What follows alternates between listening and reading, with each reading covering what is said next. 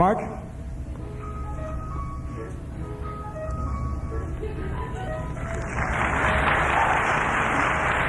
Well, I get the feeling most of you always knew what you wanted to do.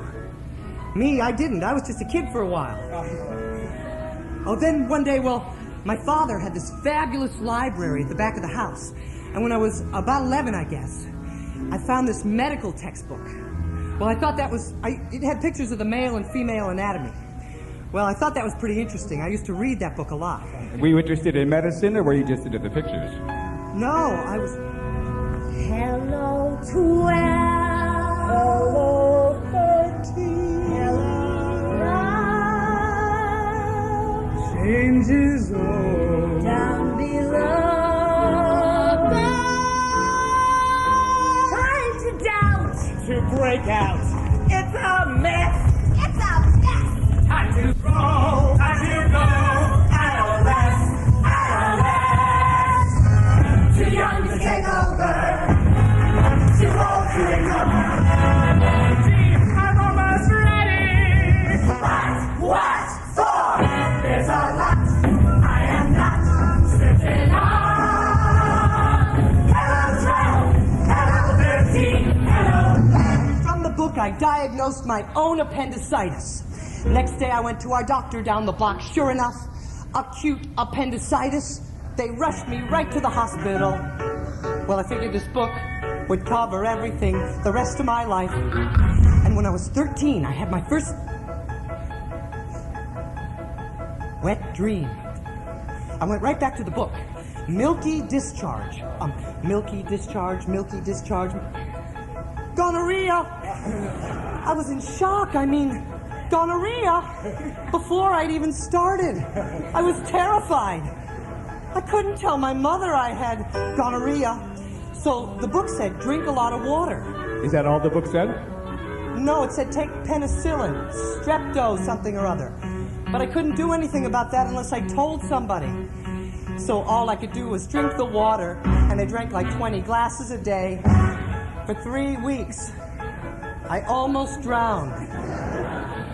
Finally, I went to confession, and I told the priest that I had gonorrhea. Well, he was in shock, too. Who have you been with, my son? Nobody. Nobody. Then how can you have gonorrhea?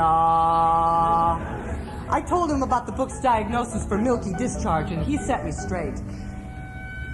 It's the only time the church ever helped me out. Well, I was 4'10", 4'10". That's the story of my life.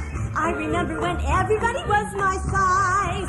Boy, was that great. But then everybody started moving up, and there I was, stuck at 4'10", 4'10". But I kept hoping and praying.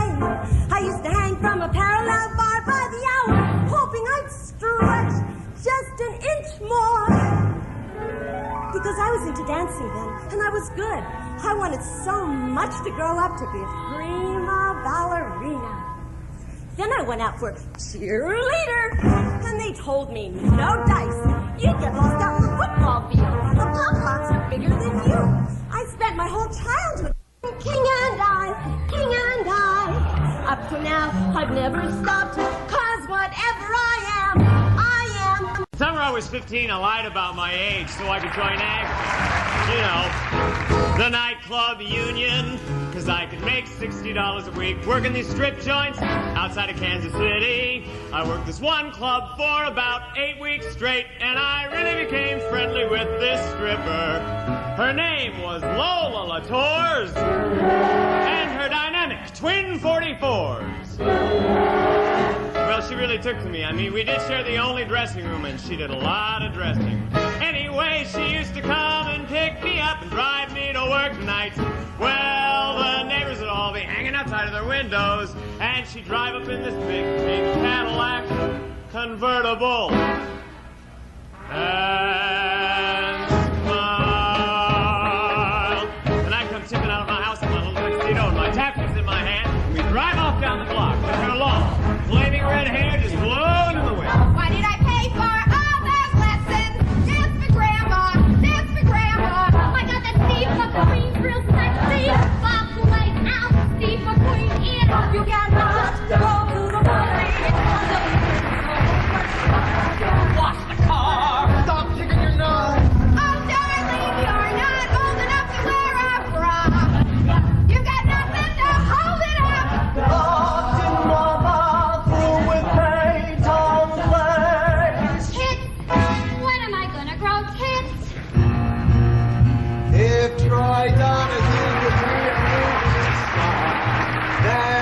to be a movie star. When the guys on the block saw Lola, they all wanted to know what the story was. So I told them about this big hot romance we were having. When actually she was going with this Little brat! That's what my sister was. A little brat! That's why I shaved her head. I'm glad I shaved her head. But then my father lost his job, so he had to leave El Paso when we wound up in St. Louis, Missouri. Well, it was the furthest thing from my mind to be a dancer, but my mother would embarrass me. So when she came to school and picked me up with all the skirty girl rosary hair, no matter how much I begged her, and she'd say, "What are you ashamed of your own mother?" But the thing that made my daddy laugh so much is when I used to jump and dance around the living room. Please take this message to Mother from me. Carry it. Dad would take Mom to Roseland. She'd come home with her shoes in her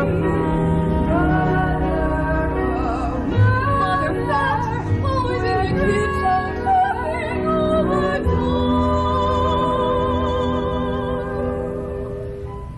You're mad, darling. I can tell you now. Your father went through life with an open fly. Mother Well, listen to your mother. Those stage and movie people got there because they're special. You're mad. You take after your father's side of the family, the ugly side. Wait until your father gets home. Swear to God you won't know. And it was the first time I'd ever seen a dead body. But then when I was 15, the most terrible thing happened. The Ted Mack Amateur Hour held auditions in St. Louis, and I didn't hear about it till after they'd gone. And I nearly killed myself. I tried to run in front of a speeding streetcar, and I remember noticing boys for the first time.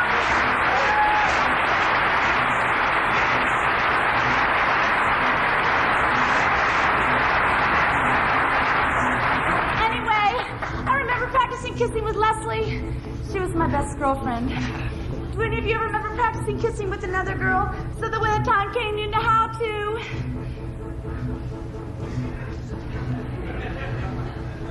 No? Oh my God.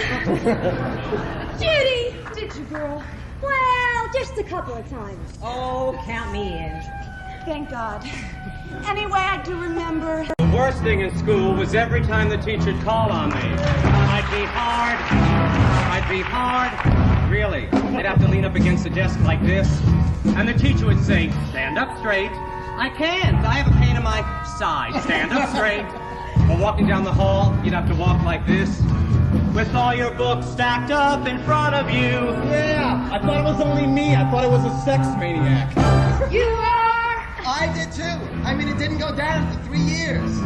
Oh, and the bus. The bus was the worst. I just look at a bus and bingo. And then there was the time I was making out in the back seat with Sally Ketchum. We were necking and I was feeling her boobs and feeling her boobs. And after about an hour or so, she said, "Ooh, don't you want to feel anything else?" And I suddenly thought to myself, no, I don't. Did that come as a surprise to you? I guess, yeah. It was probably the first time I realized I was homosexual. And I got so depressed because I thought being gay meant being a bum the rest of my life. And I said, "Gee, I'll never get to wear nice clothes." And I was really into clothes. I had a fabulous cake.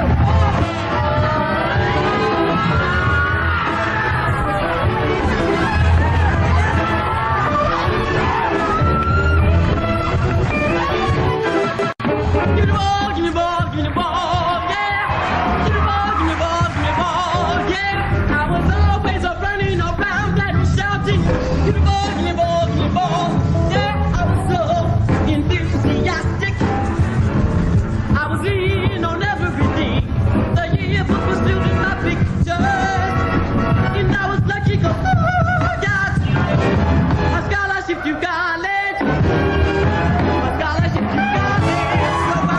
So everywhere, yes, I'm everywhere. Now I'm gonna be this kindergarten teacher. Imagine me, this kindergarten teacher. And I thought, shit. Oh, what are you gonna be? When you get stuff out of here, honey, ain't nobody free. Nothing to know. Scholarship to life, and I was scared.